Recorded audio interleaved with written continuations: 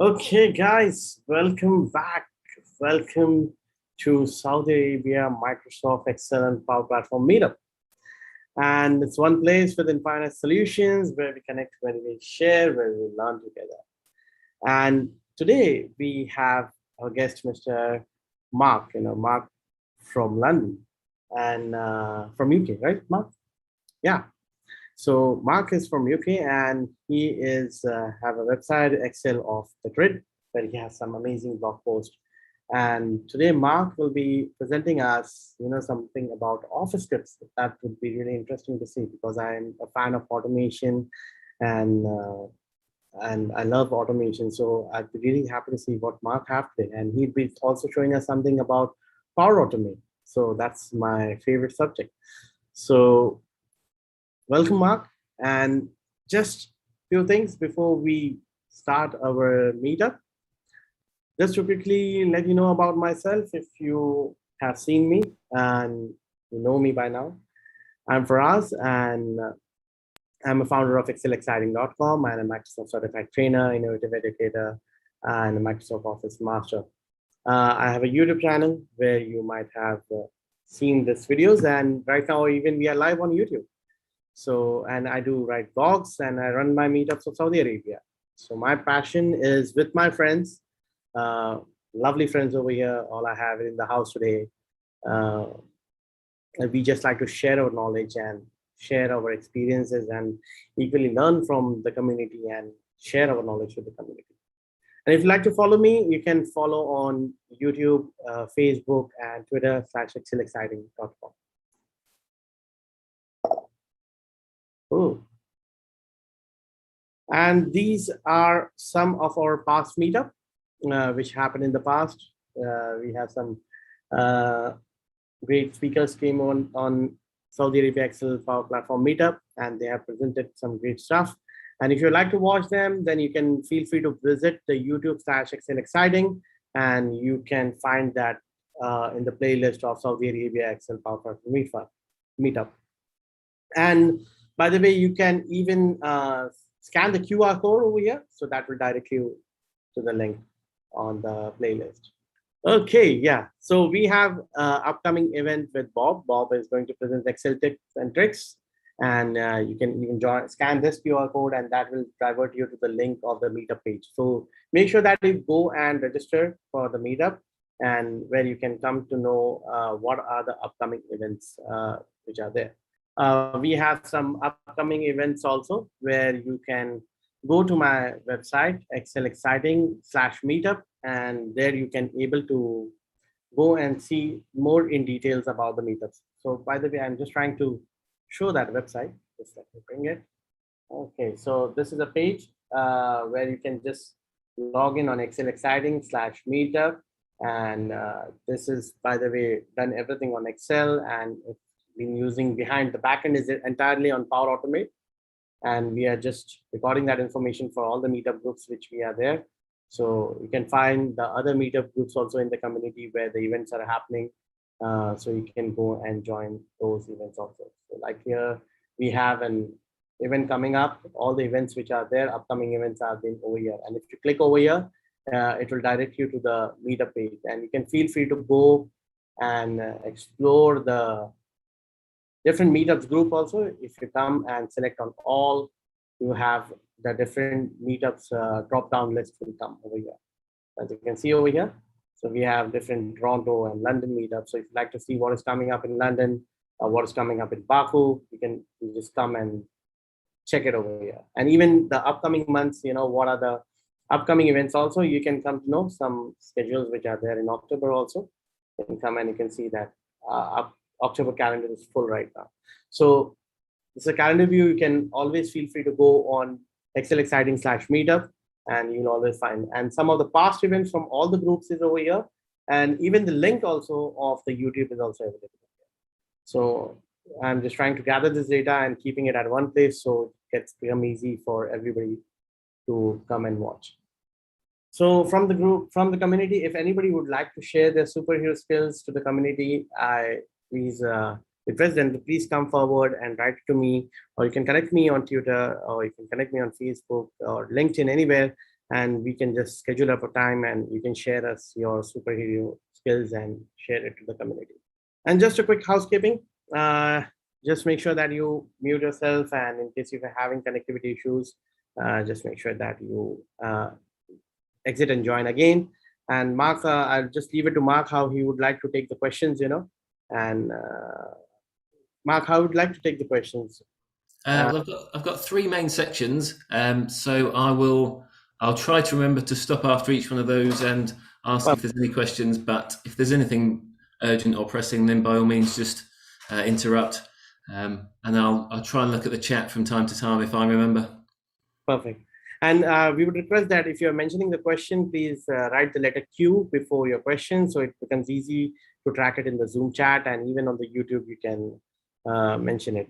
So we'll just have a look. So Mark, my friend from UK, Office Scripts, the floor is yours, and show us what you have here.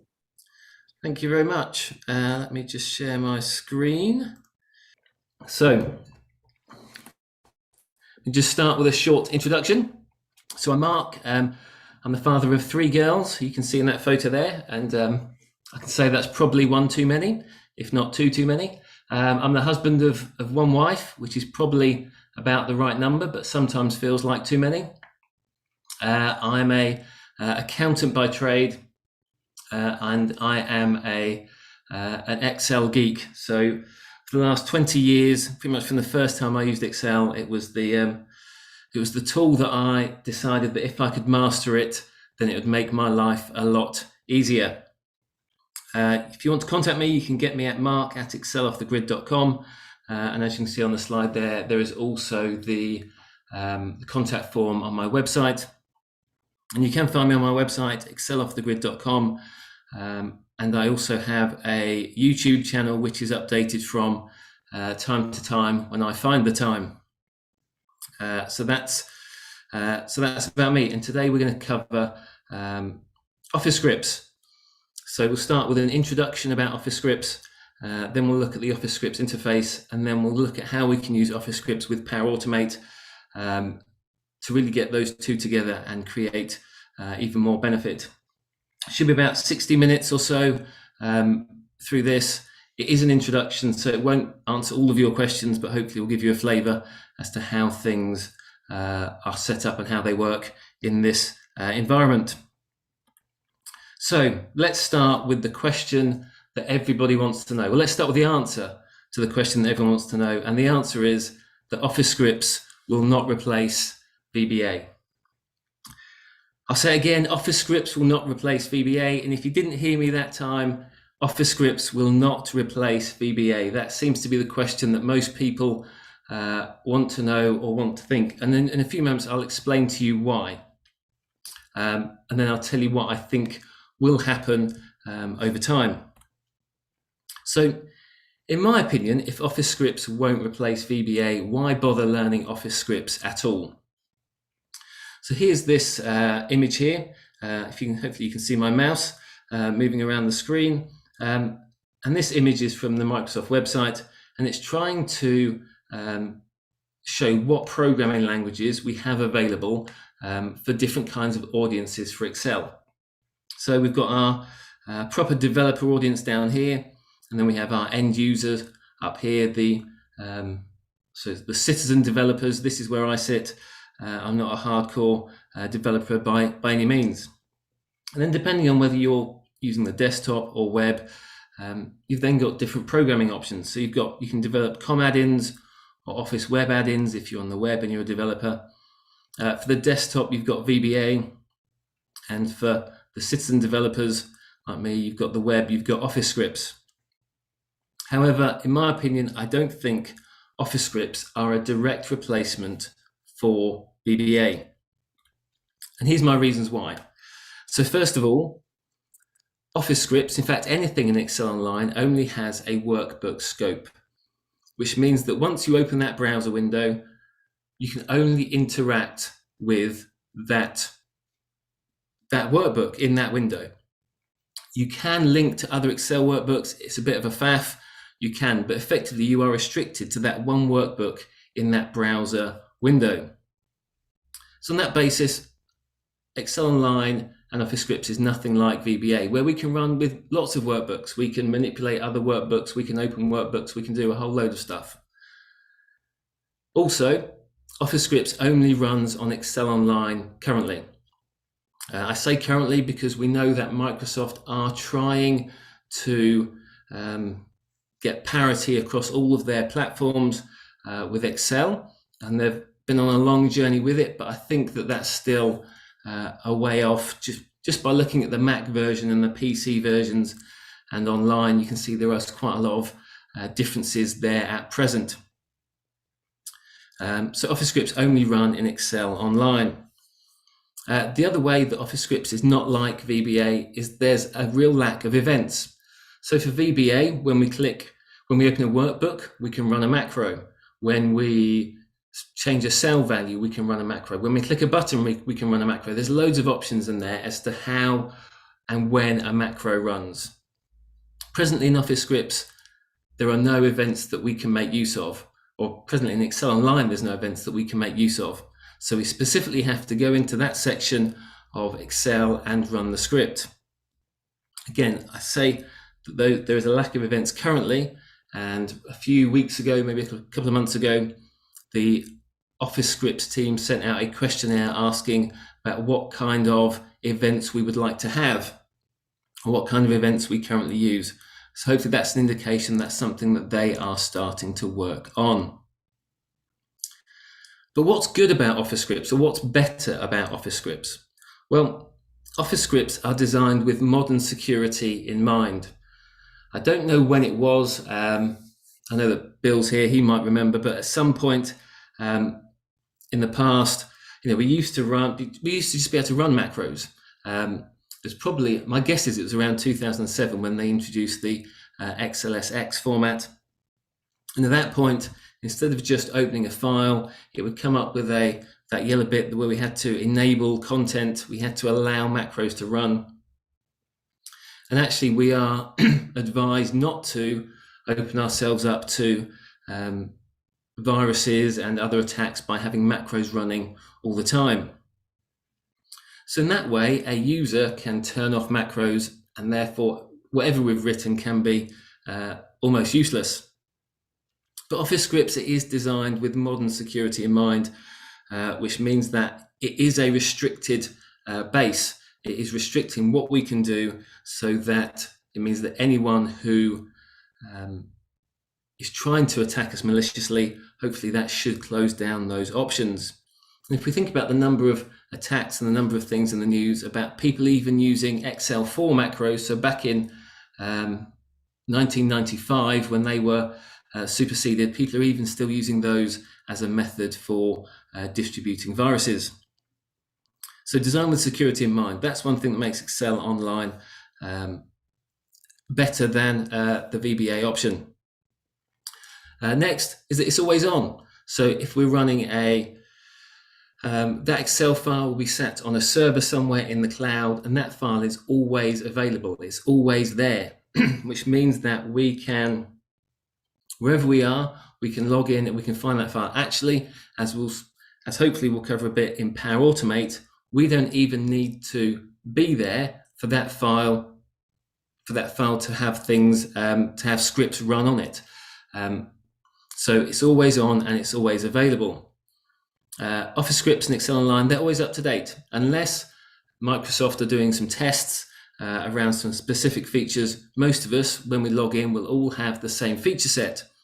So we don't have to worry massively about backwards compatibility, because we know that everyone will have the same feature set as we have. And finally, something that makes Office Scripts different to VBA is that it works with Power Automate.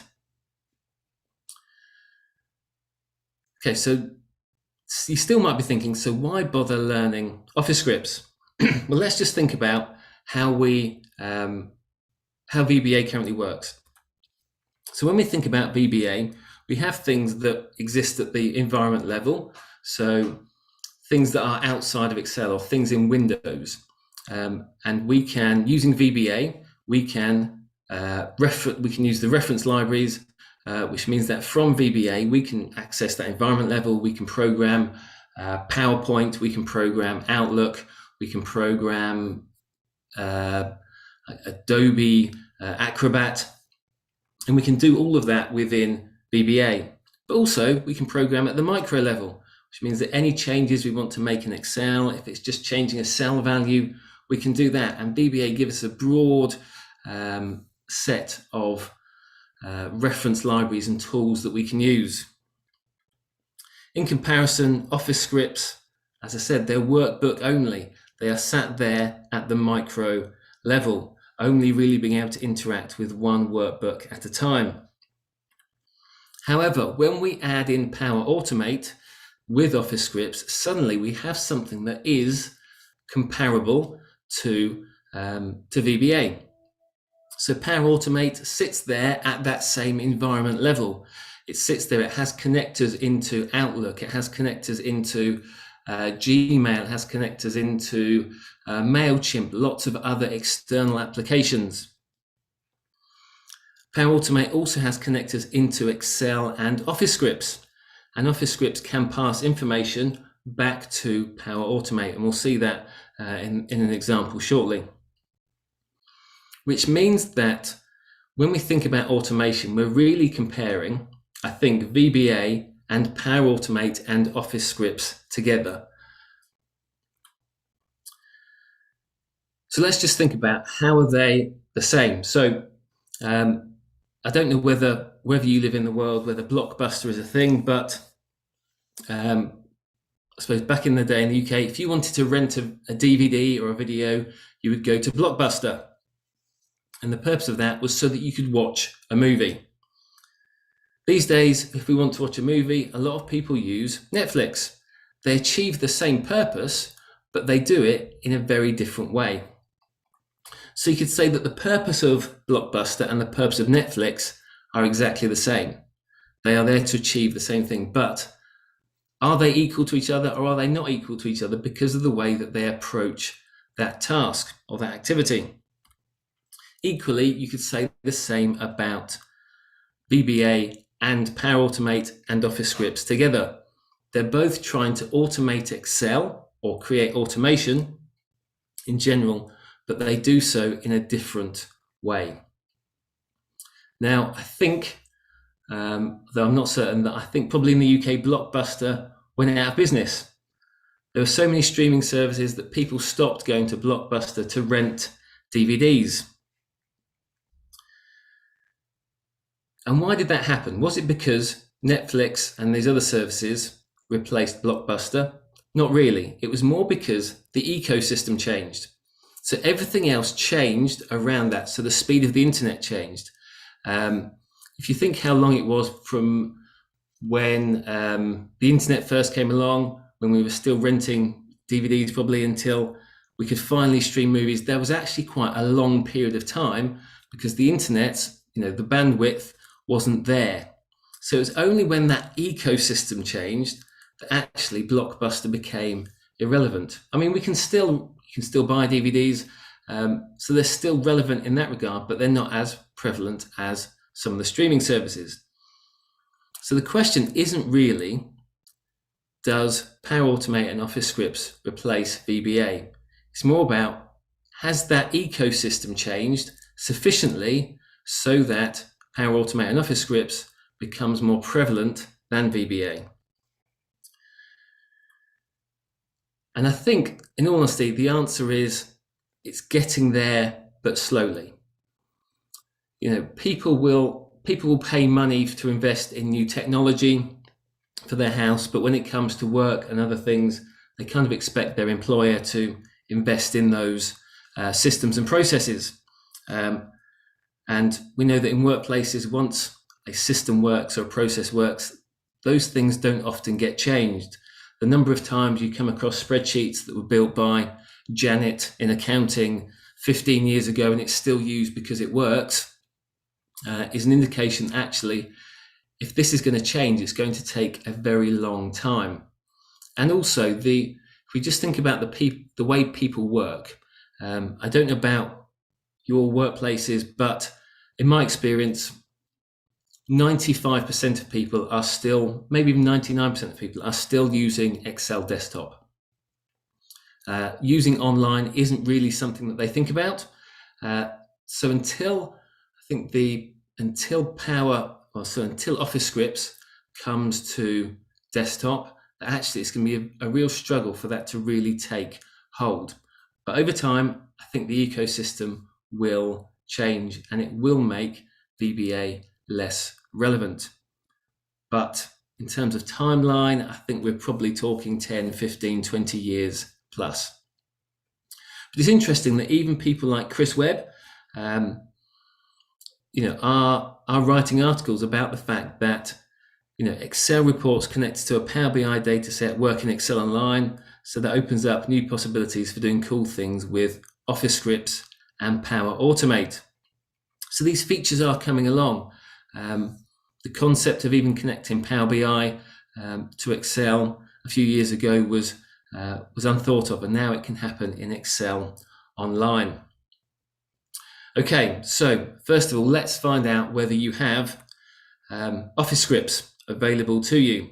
So Office Scripts are currently only available, I believe, if you have a Microsoft 365 license and it's an E3 or E5 license.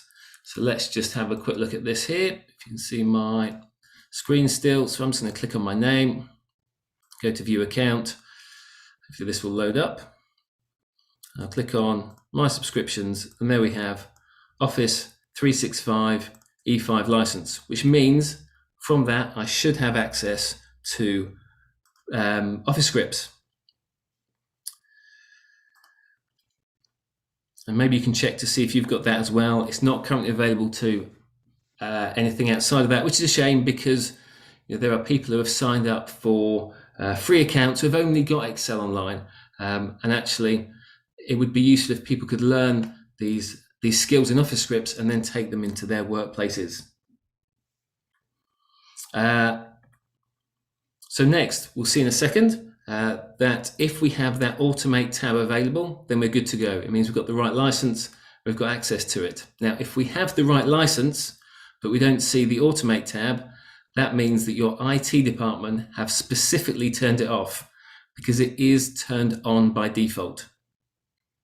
So if it's not there, you need to go to your IT department and start begging them to turn it on for you.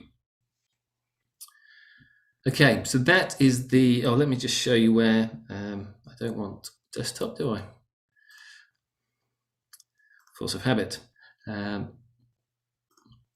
if we just create a new window, we can go excel.new. And that should open up a brand new Excel window. And there we have the Automate ribbon there. So that's what you should have. You can test that by going to excel.new. Okay, so next we'll move on to the second part of the agenda. But until then, are there any questions that anyone's raised? No questions so far. Only I can see one question on YouTube by Syed Muhammad. VBA is old technology, and he's asking, is it right? Yes. Well, it's a programming language that's, it was around, so the Visual Basic bit was around, I'm guessing, when Windows was first around as one of the first programming languages.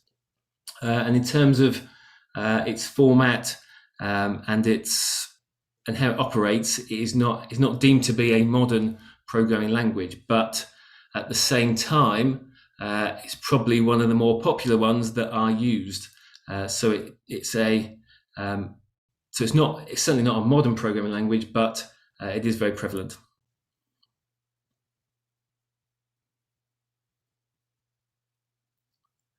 Thanks, Mark. Any other questions?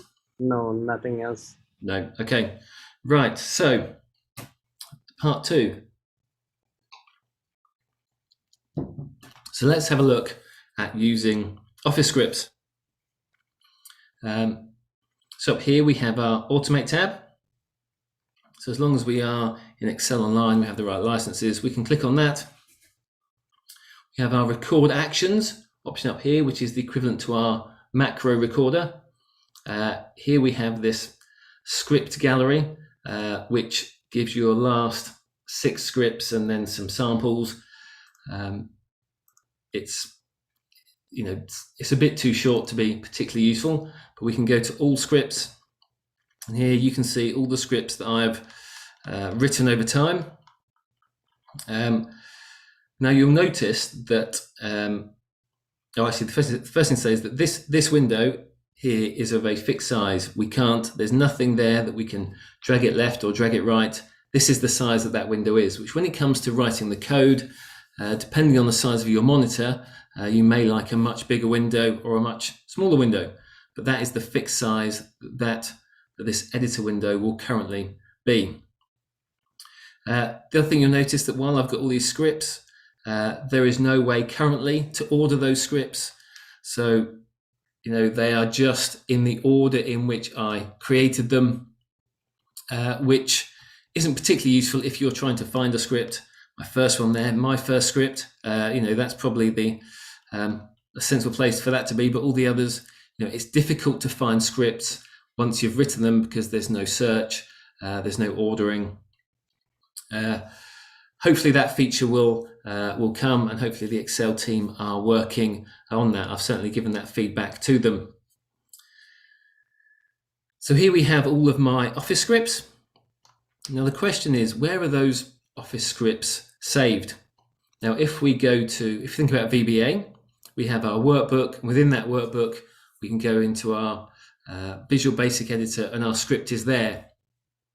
And when we save our workbook, as long as it's in the right file format, it will then save that code within the file. And equally, if you unzip that file, you can go in and see the VBA project in there. So it's saved within the workbook itself. Now, Office scripts, if I go to Documents, you'll see I have a file here called Office scripts, and I can click into that, and this is the file where all of my Office scripts are saved. This is a default file. I don't believe it's possible to change the file path for this. It's going to be document Office scripts. That doesn't mean that if you've got your OneDrive synced with your desktop, it means that those Office scripts will then be downloaded to your desktop as it syncs, but there's not a lot that you can do with them on desktop at present. So the Office script file is saved externally to the workbook itself, which means that all of our Excel files can be .xlsx files. We don't need different file extensions. We don't need different security parameters because those scripts are saved in a separate file externally. Right, let's have a look at actually creating a new script now. So it's worth saying that across here you've got my scripts. We'll see later that it's possible to share scripts with the workbook, and they'll be in there. And then you've got the sample scripts from Microsoft. If you click on there, it will take you to the Microsoft website where they have some other examples of scripts. But let's just create a new script here. And whenever we create a new script, it will always come up with this piece of code here. Now this first line here, function main, is the most important bit of this script. So when we run a script, the only thing it will do is look for the main function. So we can put other functions within this script, but they will only run if they are called from the main function. So this function here is the most important bit. It then defines what the scope is. So we have the workbook. Now this here is a variable.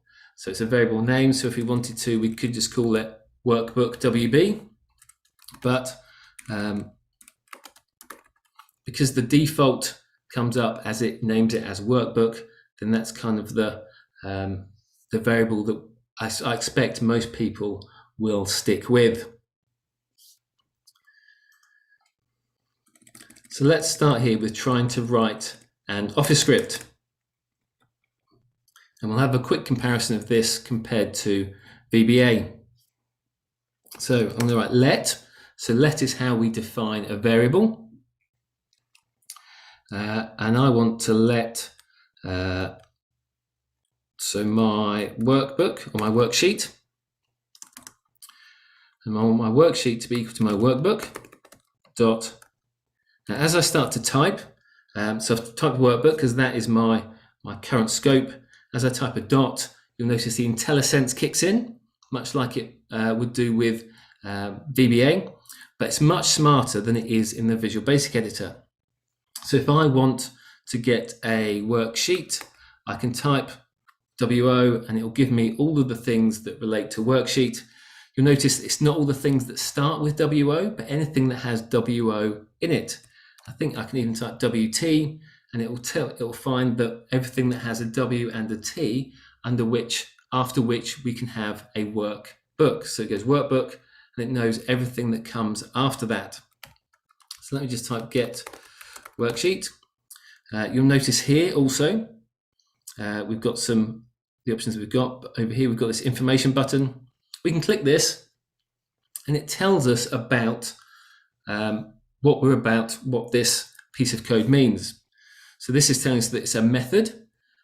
Methods are similar to functions, but a method only relates to specific objects. And it tells us that get worksheet here can be applied to a workbook. So we've got get worksheet can be applied to a workbook, and in brackets we need a string, which is called which the variable under there is called a key, and the thing that it returns is an Excel worksheet. So let's try that. I'll open some brackets and I'll call this Office Scripts, which is the name of the workbook I've got open. Now, you also notice that if we were to mistype anything, we'll get a red squiggly underline there, just like in Word, if there's a typo. And if we hover over that, it will tell us that the property get worksheet doesn't exist under the type workbook. And did I mean get worksheets? So it's asked, so it's spell checking our code as we go. So the IntelliSense on this is really good. And if we click it, given this little light bulb icon, it says change spelling to get worksheets. So unclick that and it will then change the code there. I'm not sure why that's underlined at present, but we'll find out.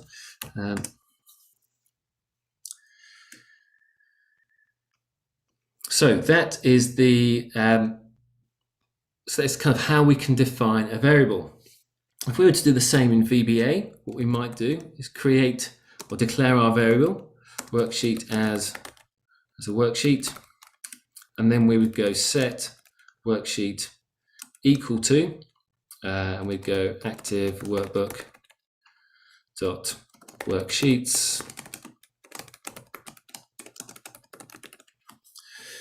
So what we'll see here is that there is a lot of similarity between how we write VBA code and also how we write Office scripts. But one of the key things is that the only time we really use an equal symbol in Office scripts is when we create a variable. So we're saying that something equals something, or if we're using an if function or something similar, we'd use a double equals for that. But what we don't use is to set a range equals to another range. Instead, we have to use a number of methods. So let's have a look at how we would do that in Office scripts. So let's create another variable. So let my value equal, and I'll go to my worksheet, and then I'm going to do something with the range. I'll do something with the range. I've done something wrong here. Is it that?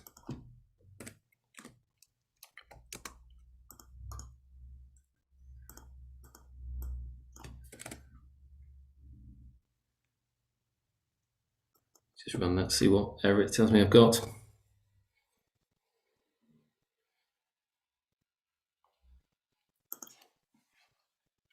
Right, it's telling me I've got an error.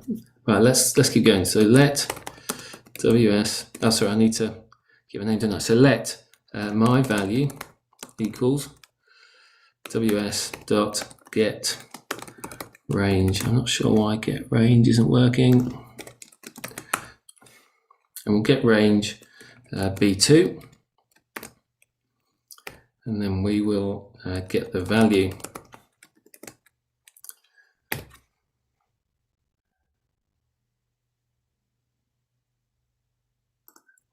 Oh, I know why. It's because I've called it get worksheets, and get worksheets is an array. So if I could change that to get worksheet, there we go, everything works now. So there is a big difference between get worksheet, which is an individual worksheet, and get worksheets, which is the full collection of worksheets. So there we go, everything is now not red underlined. So I've now got my value. Now if I wanted to put that value, so if I wanted to put the value in cell B2 into cell B1, I would have to use the worksheet. I have to use my get range again. We said it was cell B1. And this time, rather than get value, we're going to use set value. And we're going to set that value to be equal to the variable that I created called my value.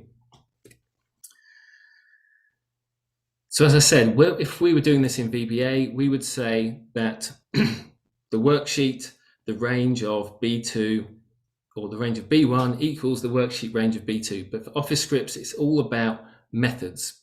And so the terms let for creating variables, get for retrieving something, and set is how we then set a value.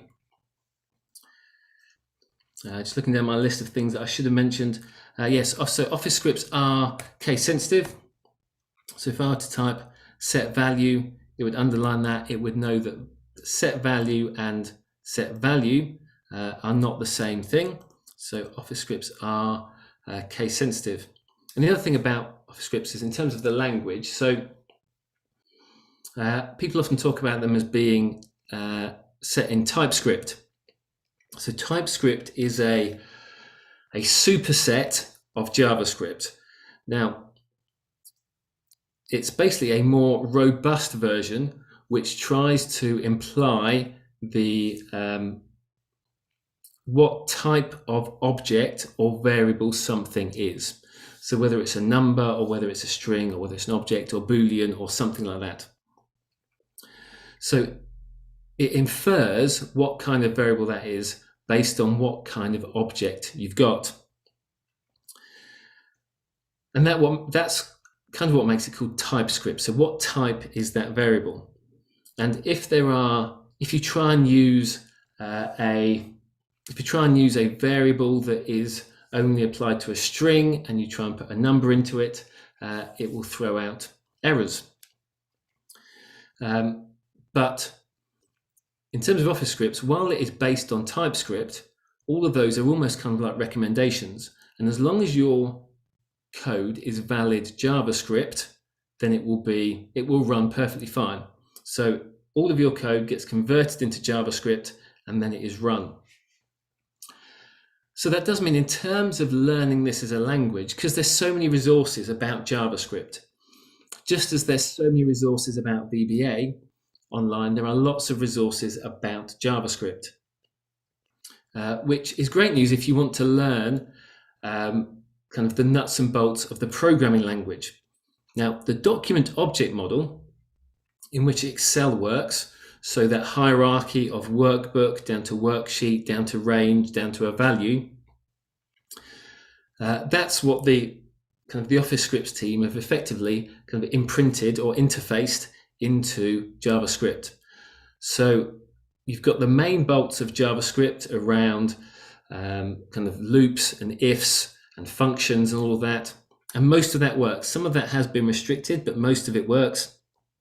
I said some of it has been restricted for security purposes or to simplify the language or to standardize it.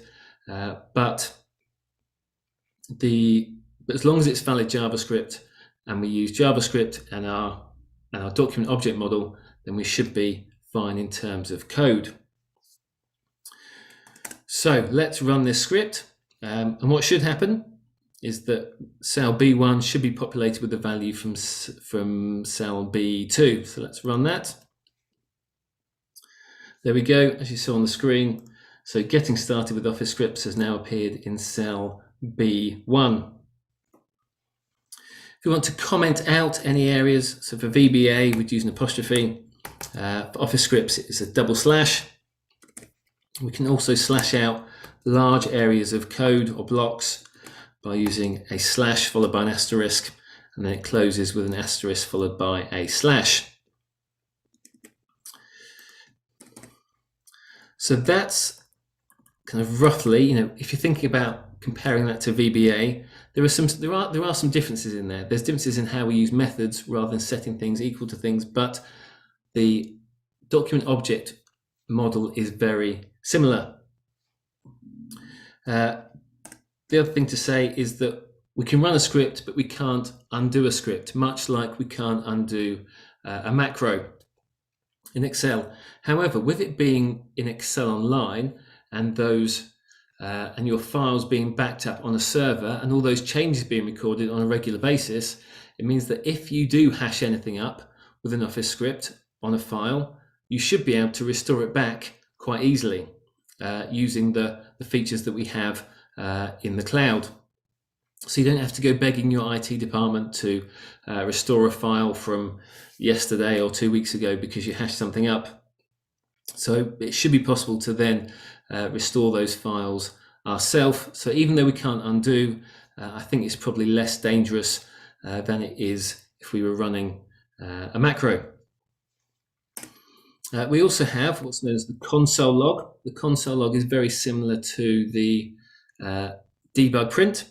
So let's just try this. So let's have a look. So if I type console log, and in the console log, I'm going to output my value, which is the variable I created. Each line here, as you'll notice, ends with a semicolon. That's to indicate that that line of code has now finished. So if I click run on that, what we should see is this little window pops up at the bottom to say that we're getting started with Office scripts. Now that console log is actually quite useful. It will show you errors. So if we have errors, it will show you where those errors are. So if I were to create an error on purpose and run that, it says line 6, column 5, Office scripts cannot infer the data type of this variable. So it does give us some useful error messages. Again, a bit like VBA, you do have to get used to them, but it also lists out the problems that we've got with our code. So before we've even run anything, it will tell us we've got problems. So get range doesn't exist. They can't tell us what the data type is. So we get a list of problems with our code before we even run it. I should make those go away. Now let's try running or recording a script, because I know a lot of people are not particularly comfortable with just writing code. And actually, I suspect most of us start learning VBA by recording a section of code, copying that into another module, and then changing the bits that we need. Just looking at the chat, someone says, is it possible to step into the code? The answer is no, it's not at present. Whether that feature will come at a future point, it would be useful, but at present, it's not possible to step through the code line by line to see what happens. Right, let's go to our script recorder. So I've just clicked record actions there. And here we go, we've got our recording happening here. And let's just change some things on our screen. You'll notice if I click things, if I scroll about, nothing is being recorded over here. So with the VBA macro recorder, as soon as you move it seems like as soon as you move your mouse, it's not quite, but if you scroll, if you click something, it will record those actions. With Office scripts, it hasn't recorded anything at all yet. So let's just turn that code yellow. As you can see, it's now recorded that. So set the background of those cells to yellow. Now, interestingly, if I press Control Z to undo, it has now undone that action. So that action will not appear in our script anywhere. So we can undo whilst recording. Let me just type my name up here. It should record this. And I'll type the customary hello world.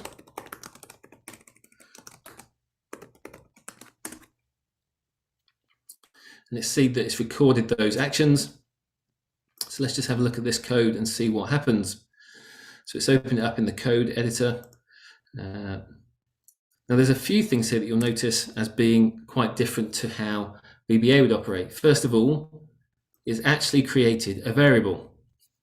So in VBA, we would get that long string of document object model as to how we get to something, but here it has actually created a variable for us.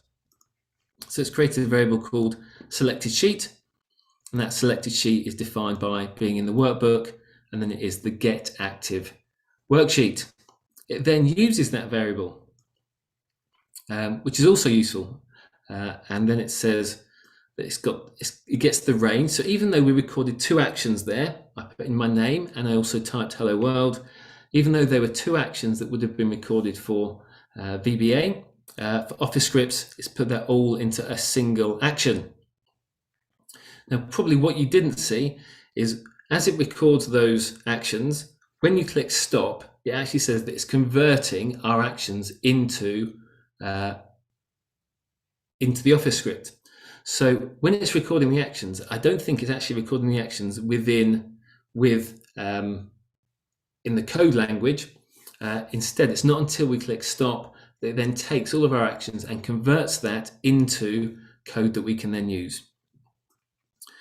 But we can, if we wanted to, we could then copy these sections of code into another code module and slowly build up our Office scripts in that way, much like I think a lot of people probably would have started with VBA.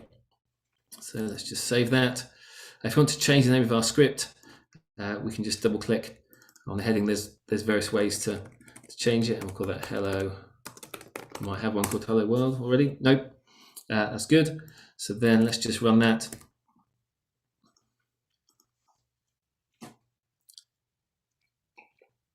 And there we go. We saw that my name and the words hello world appeared up there. It also means that because our Office script exists outside of our workbook, if I've got this blank workbook here, I can go to my scripts. Hello world, there it is. And I can run that. And there you go, there's my name and hello world. So that script is now available for any workbook that I have open. So in some ways, Office scripts are similar to how we might view a personal macro workbook because those scripts are available for us whenever we need them. Okay, the next thing we're going to move on to is an example that uses Office scripts and Power Automate together to show how we can really use these to get to really enhance our potential for automation. We've seen that we've got Office scripts, but they're currently quite restrictive, and Power Automate just really opens all that up for us. So before I move on to that, are there any questions at all? Yes, Mark, I have some questions from YouTube. Yep, go ahead. This question from Mayank, he's asking, sir, is it possible to zoom the code editor since the fonts are small? Is there any where we can zoom the code? Yes, apologies if you couldn't see the code. So you can, so I think you can, so that just zooms the window. I mean, you can zoom you can zoom your browser window, and I can make that bigger for my next script if that helps. You can also change your font size. So in editor settings, so you can make your font size 16, for example. I'm not sure how big that will be. There you go. So that then code is then bigger. I'll try and use that for the next example, so that people can read that. Yeah, this was his question. That is there any way that we can make the font size bigger? That's it. Yes, there is. You can make the font size bigger or smaller, however you would prefer. Any other questions? Yeah, and there is one more question is from SR Computers, where they are mentioning is asking about that the code editor in online, the code editor which is there, is it available in Excel for the desktop or something like that? It is not available at present for the Excel desktop. I know that at various points Microsoft have said that it's their intention to bring it to the desktop, because I can't remember when it was. It was probably maybe 5, 6, 7 years ago. Maybe it wasn't even that far ago. Microsoft said that they weren't going to be updating VBA going forwards, and that VBA was not going to be the solution, the coding solution that they wanted to use going forwards. So this Office Scripts is their way of replacing VBA, because VBA is very much about the environment it's running on, and when Excel Online is running on a server, it's running in a different environment. So on that basis, VBA will never work in an online environment. So they're trying to replace this, they're trying to replace, as at the start, VBA with Office Scripts. I don't think it will ever get there because VBA will. There's so many applications that have been written in VBA, so many files that exist that have macros in them that companies rely on. So I think it'll be a long time before we see.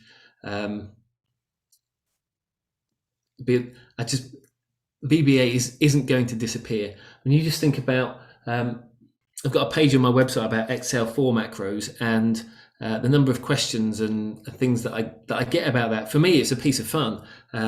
Look, there's this other scripting language in Excel for macros, but there are people who are still using those and have applications written in them.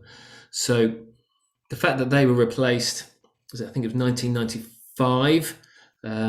Was when VBA first came along. So things that are 20 plus, around 20 years old, people are still asking questions about them. So I imagine that VBA will be around for a long time. But until Microsoft get to the point of getting Office Scripts into the desktop, I think that is one of the main barriers to people adopting this as a technology on a regular basis.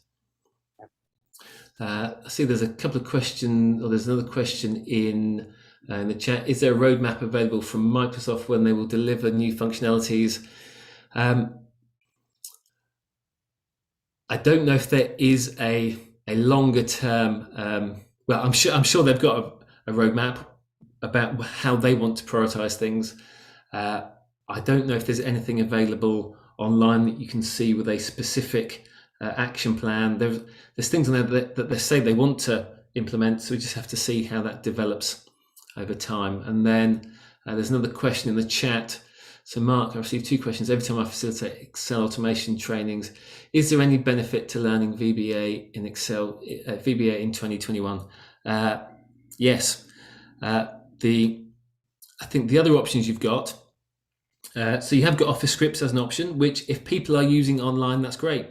Or if people want to use Power Automate, that is great. But for most individuals, they are still in a desktop environment. So on that basis, yes, there is benefit in learning VBA. The other language that people talk about quite a lot is Python. And the problem with Python is that it has to be, I think, installed by, again, your IT department, which if you are a citizen developer of some kind means that you're, do our IT departments want to trust us with something where we can cause a lot of damage? And I suspect the answer is probably not. And the second question on that, so since Microsoft is not improving VBA code, does it not make sense to start moving legacy applications away from VBA?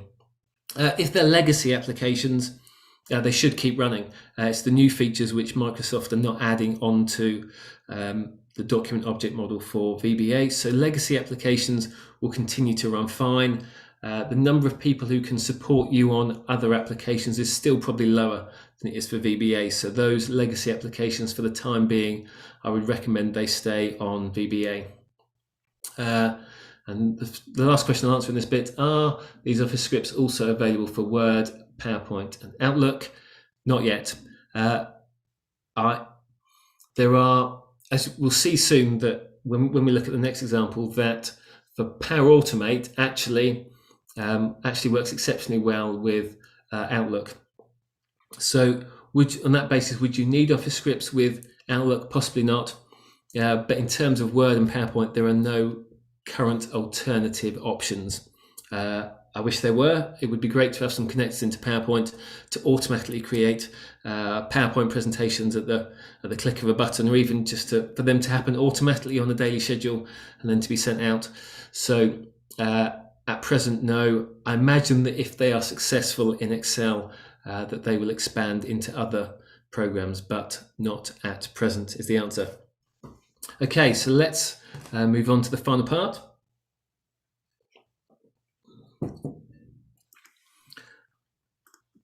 So now we're going to look at an example that uses Power Automate with Office scripts together. So here is the scenario that we've got.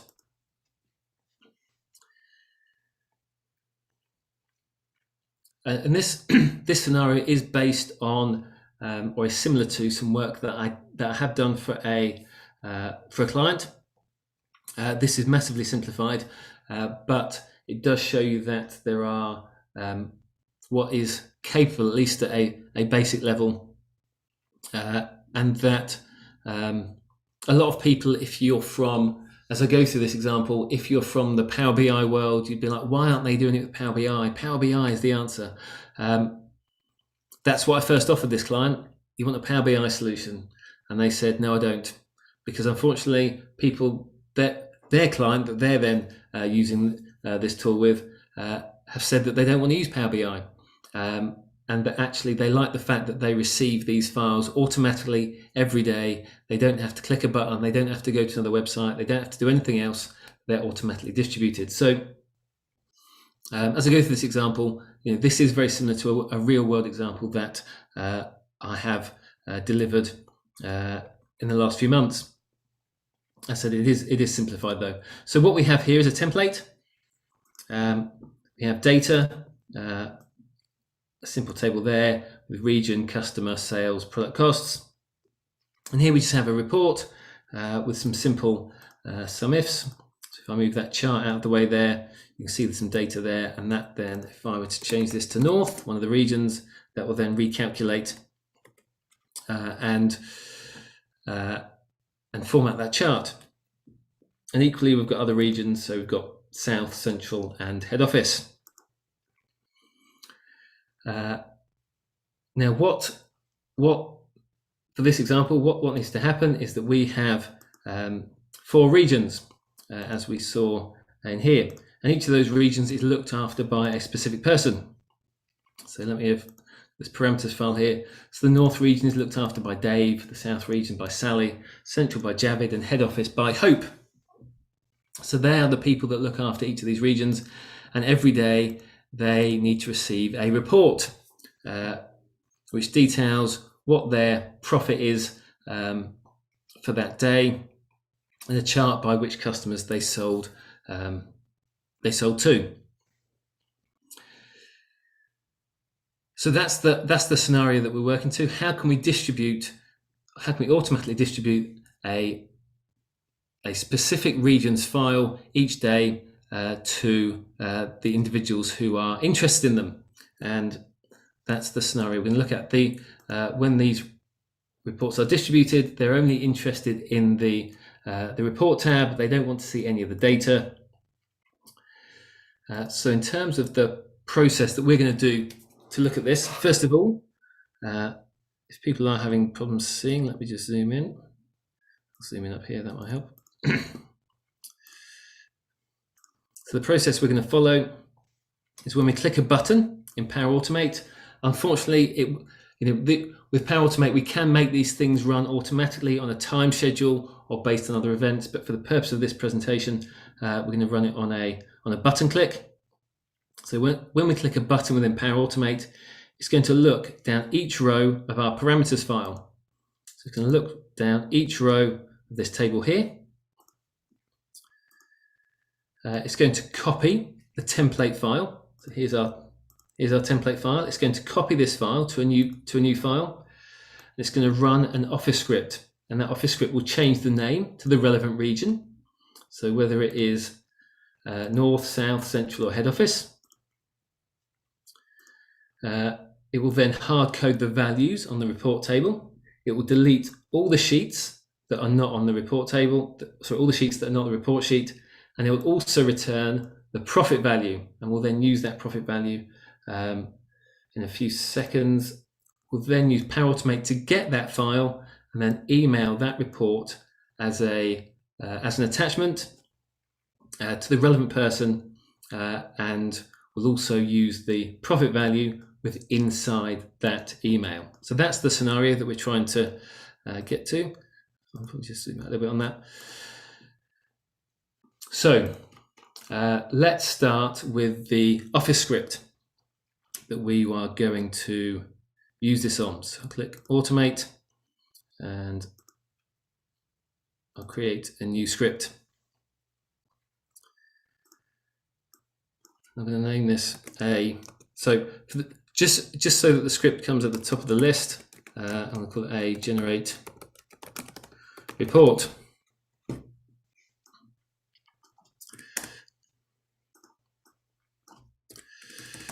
Okay, so here's our example file. This is the one that we're going to be using. You'll notice that I have, so we'll do some destructive editing on this example file, and then we'll actually use the daily report when we come to run it. So the first step we need to take is to change the region name. So step one, change the region name. So we've already seen some of this. So we're going to go let. So the worksheet, if I can spell, the worksheet report is going to be equal to the workbook dot get worksheet, and that's going to be called on long page. That's going to be called report. Let me just save this script for a second, and then I will close my code editor. I don't need that. Let me come over here so I can actually see what I'm doing. So I'll go to Automate over here. Then we'll edit the script in this window. That'd be more useful.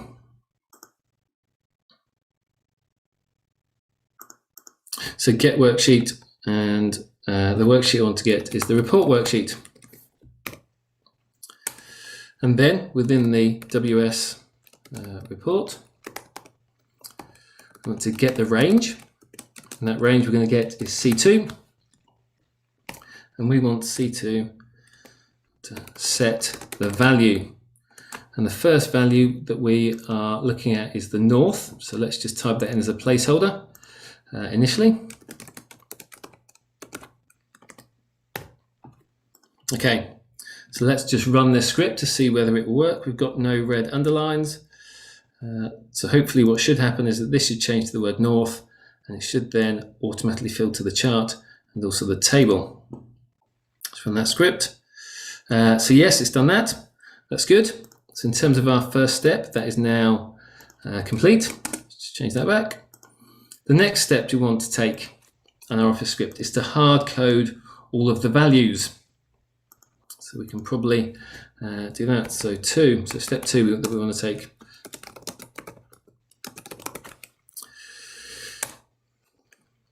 So step two, let. So the report values equals the report get use range,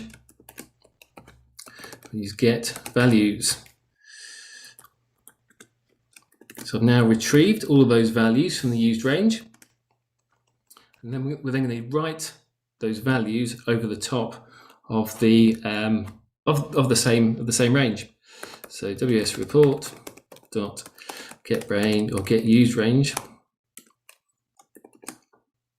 set values, because this time we want to set. I'm going to set those based on WS report values. Okay, so that should be step two. So that will hard code the values in the used range. So when I click run, this will be destructive, so we won't be able to go back, but that's okay. So we should then hard code these values here that are currently calculations. So click run on that. Change to north, and there we go. Our values are now hard-coded. Next, step 3. Delete all the sheets that are not the report sheet. So 3, delete sheets. So let's create an array of our worksheets. So this is like the collection that you'd have in VBA. Get work. Oh, I need an equals in there, don't I? Array equals get work sheets. And much like in VBA, we might have a for each loop. Well, they also exist in OfficeScript as part of our JavaScript language. So worksheet array for each. I'll create what we're going to loop through. I'm going to call each of those worksheet. So this is the code structure that we'd use for how we loop through each item in a collection or an array. And then, so we want to say, so then if, so an if is presented in brackets. So if worksheet dot, so the name of the worksheet, so we can use worksheet dot type name, hopefully we'll get name.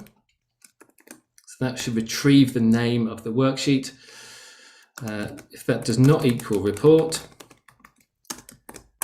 then we want to worksheet dot delete. Just close that up just for tidiness. So if we were to run that, what should happen? Oh, I've got a red underline there. So we had an error. That's now gone. Click run on that. What should happen is that our data tab should then disappear because it's not called report. Run that, and there we go. The data tab then disappeared. The final step we want to take is to return the profit value. So when at the start, when we looked at the presentation, one of the things I said is that we can pass values backwards and forwards between Power Automate. So to do that, let's create our step 4. So which value was it? We're going to return our profit value for step 4.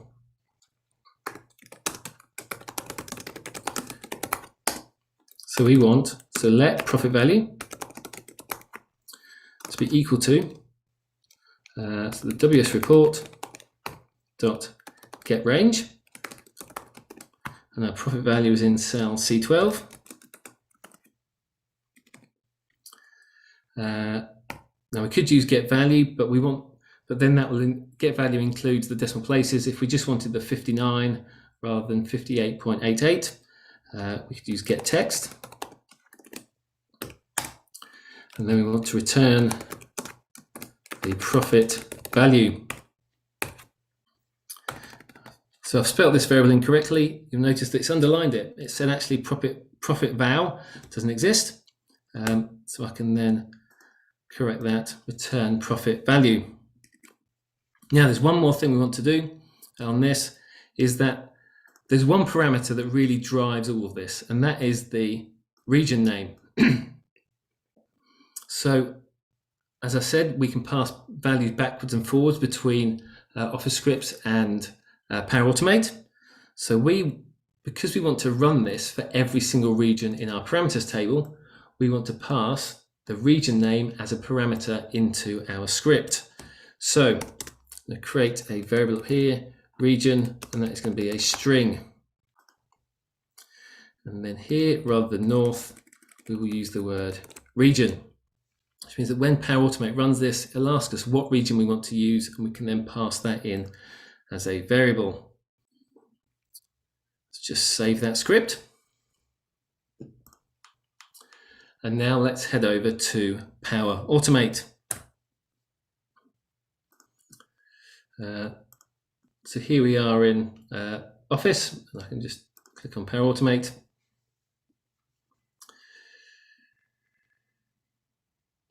Now, one of Microsoft's one of Microsoft's problems with Power Automate is their ability to articulate and give good examples about what you can do with Power Automate, because they have all these templates here, and in honesty, I look through these templates and I just think I wouldn't want to do any of those. So follow up on a message, I don't know why I'd need to do that. Create a task planner from a message, I don't know why I'd need to do that. And all these examples and other templates, they just seem to list a lot of things that I don't know why I would ever need to do that. So for a long time, I just thought Power Automate is a tool that I don't need to use it because it doesn't really do anything I need it to do.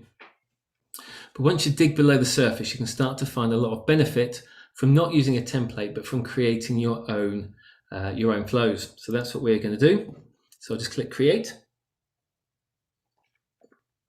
And it'll give us the options as to what's the trigger, what's the thing that's going to start our flow running. Now we've got a so let's say a scheduled Cloudflow. That means it will run at the same time every single day, or however often you schedule it to flow. Which means that, you know, in our report example, if this report was saved down in a specific folder at a specific time each day, or was available at a specific time, we could schedule our Cloudflow so that it ran every single day at the same time, and we wouldn't need to do anything to run our Office script. It would run at the same time automatically. Equally, if we had an automated Cloudflow, so automated Cloudflows are triggered by external events. So when we think about VBA, there are events. There were when we open a workbook or when we type into a cell, but these events are more environmental.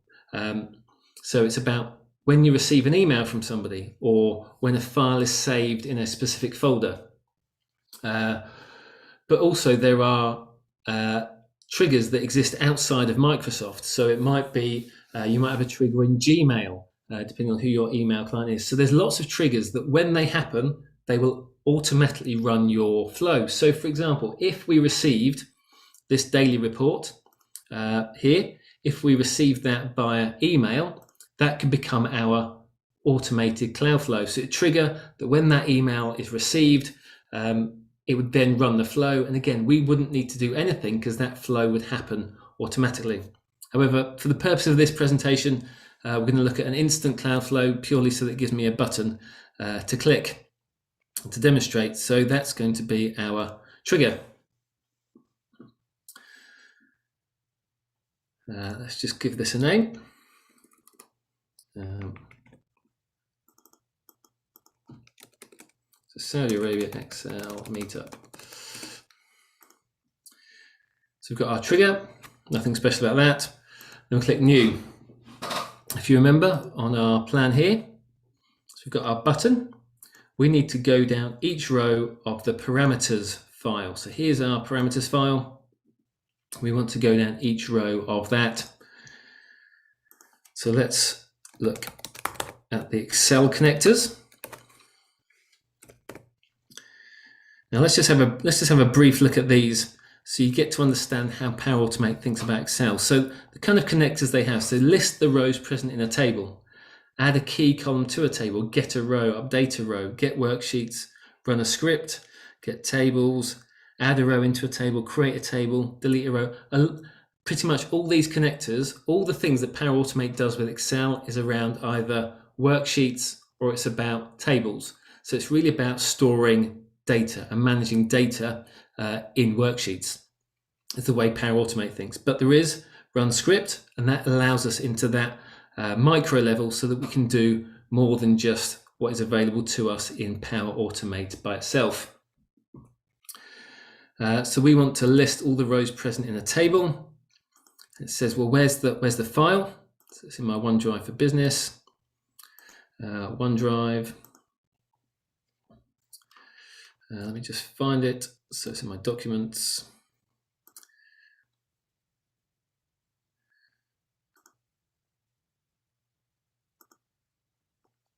Now, I've said the worst thing about doing a presentation where there's a long process in there is that if this breaks, then I won't have a lot to show you at the end of it, but hopefully it will work.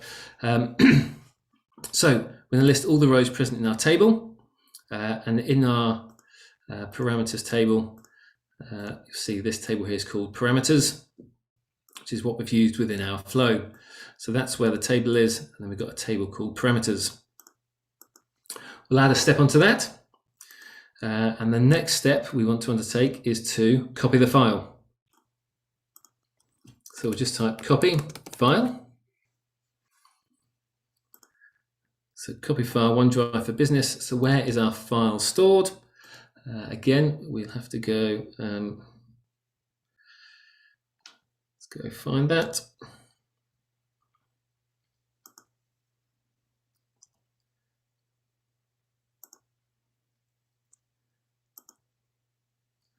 And our file is called, it's just called the daily report, isn't it? And where do we want to save that? Well, in our parameters file, I've already set this up, so it has a file path and a file name, and the file name is unique for each of those rows.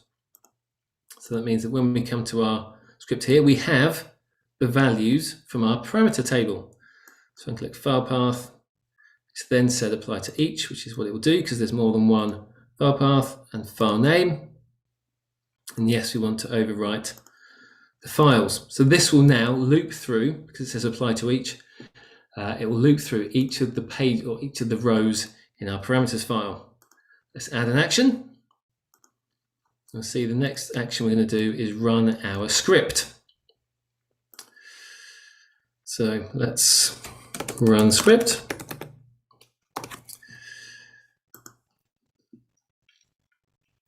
This time it's asking us where our location is, so it's OneDrive for Business again, our location library.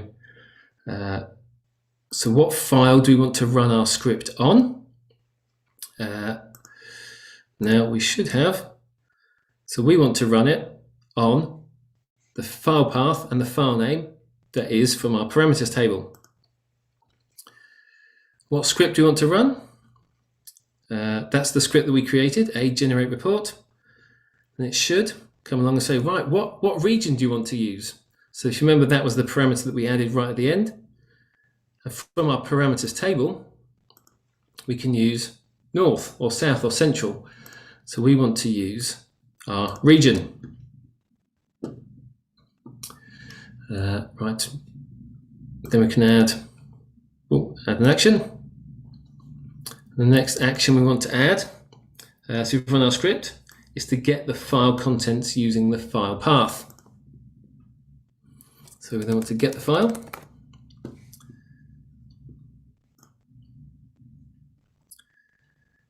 Get the file content using path.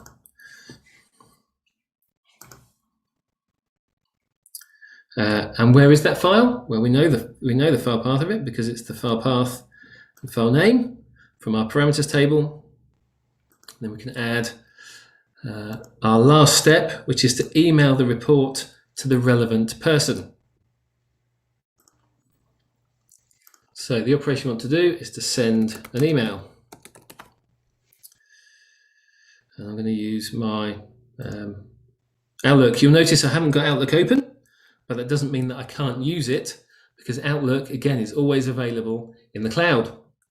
So who's this going to? So it's going to, from our parameters table again, you'll pick up the email address. So for this example, everyone's got the same email address, just so we can see that happening. But so we've got our email address, the subject. So let's call that daily report. And it's for the North region.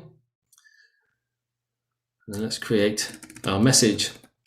So hi, and then we've got the name in our parameters file. So it's that one. There we go, we've got the person's name.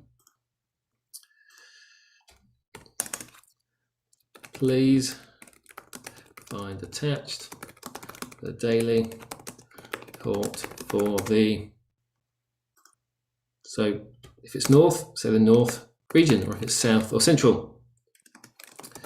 The profit for the day was $, Now here's the profit value.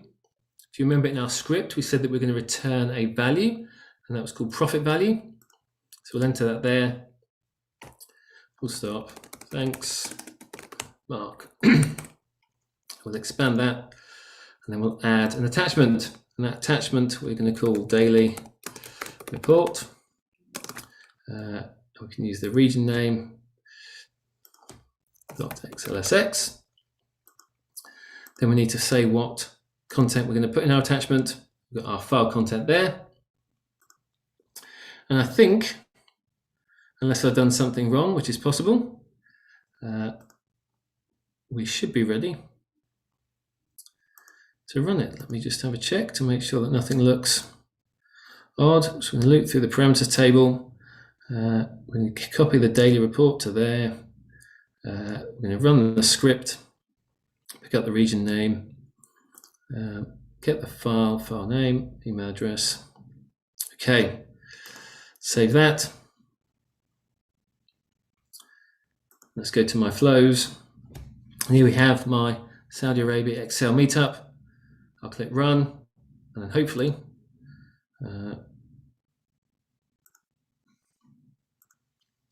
should carry out all of those steps. Let's have a look at that. It's just running.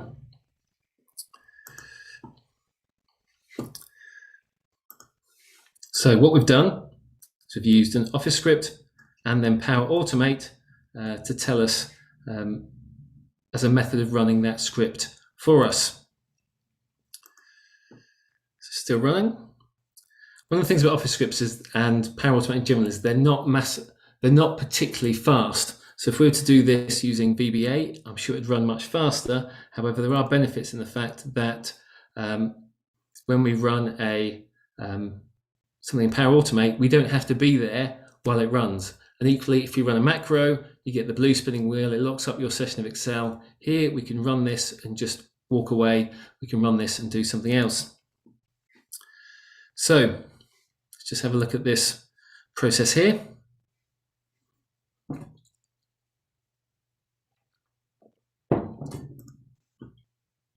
It's taking its time for whatever reason. There you go, our flow ran successfully. Got green ticks against each item. It should be that I have my Gmail email address here. Now, sometimes because of the speed of the internet, it can take a few seconds for these files to appear. Here they are, 7:24. Here we have our North report.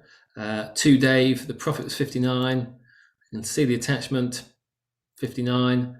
We've also got the report for the South report.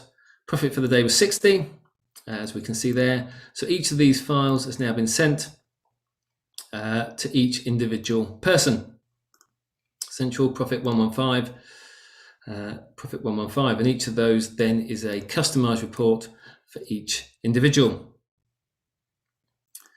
So let's just head back as I finish off to my presentation. So hopefully we see there that Office scripts by itself, when you add in Power Automate, actually it gives us a different ecosystem for automating Excel but also beyond Excel, other applications. So how is this useful? Well, now I'm not a computer programmer, but I think back in the early days when the 60s, 70s, who knows when the Unix platform was being designed, they had this philosophy, and the philosophy was that we should write programs that do one thing and do it well. We should write programs that work together, and we should write programs that handle text streams because that is a universal interface. So where do I think all this stuff with Power Automate and Office scripts ends? Well, as we saw in Power Automate, what happens is that it almost uses this very philosophy that it does one thing well. It will send an email, and it sends emails well. It will list files in a workbook. It does one thing and it does them well, and they're designed to work together. Now, when we created our Office script, we numbered them 1, 2, 3, 4. We did 4 things in our Office script. So what we didn't do was design our Office script with this philosophy in mind, but that doesn't mean that we can't. And actually, if we think about how we used to write efficient VBA, so what we would do is have one master macro. There wouldn't be a huge amount of code within that macro, and that macro would handle all the variables and parameters, and we would use reusable script after, reusable macro after reusable macro. The subs and function, we would call them one at a time over and over again until we got to our end result. And that's the same with how we can think about Office scripts and Power Automate. So the way I think we should be designing our scripts is that in Power Automate, it runs. There's very little code in Power Automate itself, but it handles the variables and the parameters. So what we might do is actually run one script just to handle the first step that we undertook there, which was to change a cell value to another value. Step 2 we undertook was to hard code the values. So that might be another script that runs by itself. Step 3, what do we do in step 3? We deleted some worksheets. So that would be another script. So what you do is you build up a library of reusable scripts that we can use over and over again, so that when we want to automate anything, what we do is we go to Power Automate, and all we do is we use those scripts one after another, calling them multiple times, however we need them, to handle the entire automation process. And that gets us to our end result. So that's where I think it will end. It will end in a similar way to that Unix philosophy of being able to do designing scripts, do one thing and do one thing well. Right, that's the end of my presentation. So I'll stop sharing. Then is there any questions? Let's have a look. What's the learning curve for Office scripts? So this is back to the question at 6:56. The learning curve for Office scripts is, it depends where you've come from. If you've not programmed anything before, it will be a different environment for you. If you have programmed things before, it's reasonably straightforward. But if it's your first time into this, then there is a bit of a learning curve. The challenge with Office scripts is while there's lots of things about JavaScript, there are some quirks with Office scripts which just take practice and doing trial and error, unfortunately. But so the learning curve is there. It's no harder than any other programming language. Next, Office scripts seem to be too much like JavaScript. Did Microsoft remove anything we hate? Your example of 1 + 1 = 11, no, that's still there because that's how JavaScript handles the addition sign. So most of what you'll use in JavaScript is still there. They've taken bits out. So I think they've taken out some variable types and some external calls that you can make to other applications to make it more secure. But no, if you are annoyed by JavaScript already, that won't change. Alan's all right, there's no need to disable alerts. Someone can't hear anything, that's a shame. Do I think, the last question, do I think VBA will be obsolete? No. The fact that we've still got Excel for macros running, the fact that they still exist, maybe in 20 years' time, maybe, but I can't see Microsoft are going to stop. They're not going to turn off VBA within the desktop program because there's too many businesses that rely on that to start with. So no, I don't think VBA will become obsolete over time. I think it will become less relevant and people will just use it less, but we're probably 10, 15, 20 years away from that. So that's everything from me. Back over to you, Faraz. Yeah. Thank you, Mark. It was great presentation, and I just really love Office scripts, and automation. When it comes to automation, I just love it. The way you have presented how we can use those blocks and reusing the blocks in the Power Automate. Really an awesome technique. There is one question on the chat, which user would like to know is that is, as far as my knowledge, it is that it is only in E3 and E5 licenses, right? It is not in the E7 license, right? I mean, let's face it, the Microsoft licensing methodology is a nightmare. I've got who knows how they work out what's in what, and who even knows what features they've got. To my knowledge, E3 and E5 are currently the only platforms on which, or the only licenses in which you can get Office scripts. Power Automate, I'm not sure about actually. I think it's a separate license, and may even be an additional paid for item. So that might be something I might need to look at. Yeah, sure. And so far, nothing is there on the chat on the YouTube. And thank you very much, Mark, for coming and presenting this lovely presentation. We have a lot of people joining from India, Pakistan, and Saudi Arabia. Also, we have something in the chat. It's lovely, so the whole world is connected. And I like Alan's comment of when will the Microsoft upgrade the floppy disk icon? And hopefully it'll be a CD. Well, oh, very good. Maybe they can have a USB or a cloud. I mean, the problem is if they changed it, we wouldn't know what that icon was anymore, because that's what the save icon is. Yeah. If there is anything, you can feel free to still chat.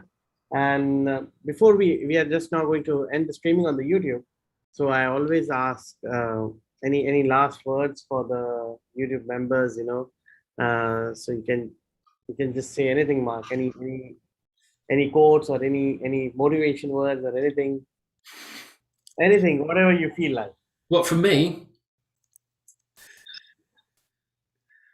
I mean, I think in regard to any of this, you've just got to try it and start playing, and it's only by trying these things. And as I said, for ages I thought Power Automate would be partly like all those examples weren't anything that was particularly useful. But as soon as you try and use it for something, a real world example, you can get some real benefit from it. So it's just about playing and using it.